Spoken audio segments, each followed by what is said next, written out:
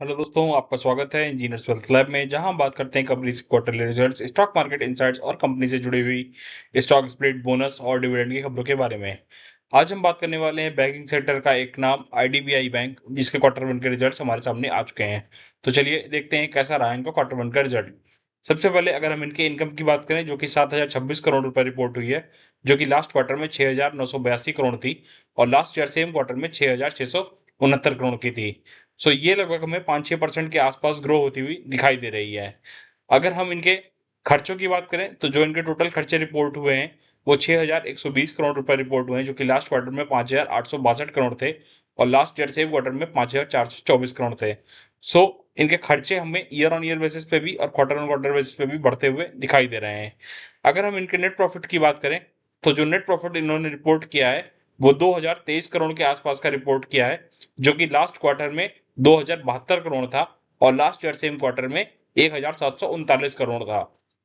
सो ये लगभग हमें 14-15% के आसपास बढ़ता हुआ दिखाई दे रहा है। अगर हम इनके ईपीएस की बात करें, तो जो इन्होंने ईपीएस रिपोर्ट किया है वो 1,88 रुपए के आसपास का है, जो कि लास्ट क्वार्टर में 1,94 रुपए का था और लास्ट ईयर सेम क्वार्टर में 1,61 रुपए का था। सो अगर हम इसे भी ईयर ऑन ईयर बेसिस पे देखें, तो ये भी लगभग हमें 15-16% से बढ़ता हुआ दिखाई दे रहा है। तो दोस्तों, इनकी टॉप लाइन भी हमें 5-6% के आसपास बढ़ती हुई दिखाई दे रही है और बॉटम लाइन भी हमें 15-16% के आसपास बढ़ती हुई दिखाई दे रही है। अगर हम इनके एनपीएस की बात करें, तो जो इन्होंने एनपीएस रिपोर्ट करे हैं वो करीब 0.21% के रिपोर्ट करे हैं, जो कि लास्ट क्वार्टर में 0.15% थे और लास्ट ईयर सेम क्वार्टर में 0.23% थे। सो एनपीएस अगर हम देखें, तो ईयर ऑन ईयर बेसिस पे थोड़े से हल्के से कम होते हुए जरूर दिखाई दिए हैं।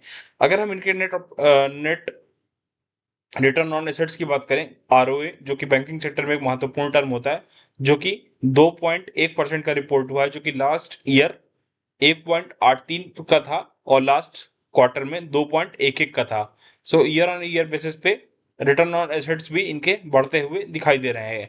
तो ये एक अच्छी बात है। इनके एनपीएस हमें उतने बढ़ते हुए नहीं दिखाई दे रहे हैं ईयर ऑन ईयर बेसिस पे, लेकिन रिटर्न ऑन एसेट्स भी बढ़ते हुए दिखाई दे रहे हैं। टॉप लाइन भी 6% से बढ़ रही है और बॉटम लाइन भी 14-15% के आसपास ग्रो होती हुई दिखाई दे रही है। तो ओवरऑल काफी सही नतीजे इन्होंने दिए हैं। आपको ये नतीजे कैसे लगे हमें कमेंट में जरूर बताएं।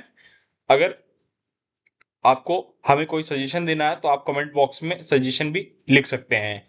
ये वीडियो सिर्फ एजुकेशनल पर्पस के लिए है, इसमें हम किसी भी प्रकार के स्टॉक रिकमेंडेशन की सलाह नहीं देते हैं। अगर आपको किसी भी प्रकार का इन्वेस्टमेंट करना है तो अपने सेबी रजिस्टर्ड एडवाइजर की सलाह जरूर लें। अगर आपको ये वीडियो पसंद आया हो तो लाइक, शेयर और सब्सक्राइब करना ना भूलें।